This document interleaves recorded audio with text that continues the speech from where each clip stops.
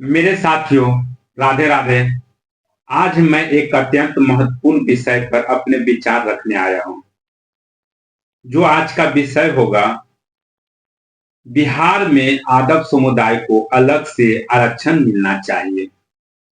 साथियों, बिहार एक सामाजिक रूप से विविध राज्य है, जहां कई जातियों ने ऐतिहासिक रूप से सामाजिक, शैक्षणिक और आर्थिक पिछड़ेपन का सामना किया है। इसी में आदव समुदाय, जो राज्य में सबसे बड़ी आबादी वाले पिछड़े वर्गों में से एक है, आज भी कई क्षेत्रों में समान अवसरों का वंचित है। अगर हम बात करें यादव समुदाय का, तो जनसंख्या अधिक है लेकिन प्रतिनिधित्व कम है।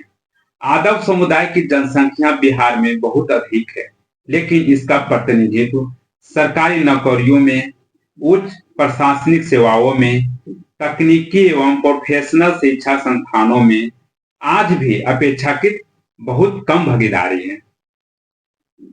जब आबादी अधिक हो और अवसर कम मिले, तो इससे सामाजिक असंतुलन पैदा होती है। यही आज यादव समुदाय में हो रही है।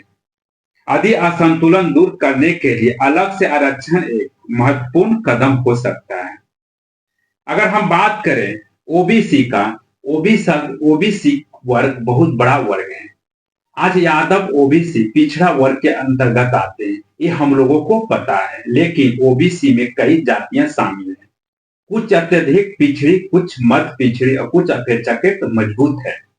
इसका परिमाण यह होता है कि संसाधन बांटते समय यादव समुदाय को उचित हिस्सा नहीं मिल पाता है। अगर आदव के लिए अलग से आरक्षण तय किया जाए, तो हम लोगों को प्रतियोगिता न्यायपूर्ण होगी और अवसरों का वास्तविक वितरण संभव होगा। अगर शिक्षा का क्षेत्र में बात करें, शिक्षा और आर्थिक स्थिति में यादव समुदाय में असमानता बहुत है। भले ही समाज में कुछ आदव परिवार आर्थिक रूप से बहुत मजबूत है, लेकिन ग्रामीण बिहार में आज भी शिक्षा का स्तर कम है। तकनीकी शिक्षा की पहुंच सीमित है। गरीब और बेरोजगारी की दर अभी भी बहुत अधिक है।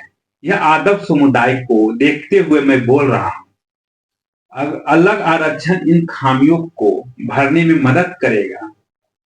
अगर हमें आरक्षण अलग से मिलता है, तो ये सब खामियां मजबूत हो सकती है। और अगर सामाजिक सुरक्षा और बराबरी की दिशा में कदम देखें, तो आरक्षण का कदम किसी जाति को ऊंचा उठाना नहीं, बल्कि बराबरी का स्तर लाना है। यही किसी बड़े समुदाय का एक हिस्सा आज भी संघर्ष कर रहा है। तो लोकतांत्रिक व्यवस्था का दायित्व है कि उसे समान अवसर देकर आगे बढ़ाएं।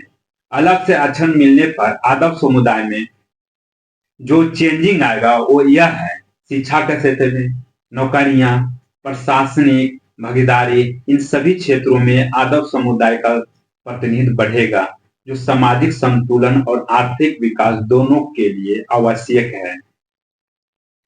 इतना बोलने के बाद मैं अपने भाषण को कंक्लूड करता हूं। साथियों, मेरा मानना है कि अलग से आरक्षण कोई विशेषाधिकार नहीं, बल्कि समानता का दिशा में उठाया गया एक न्यायपूर्ण कदम है।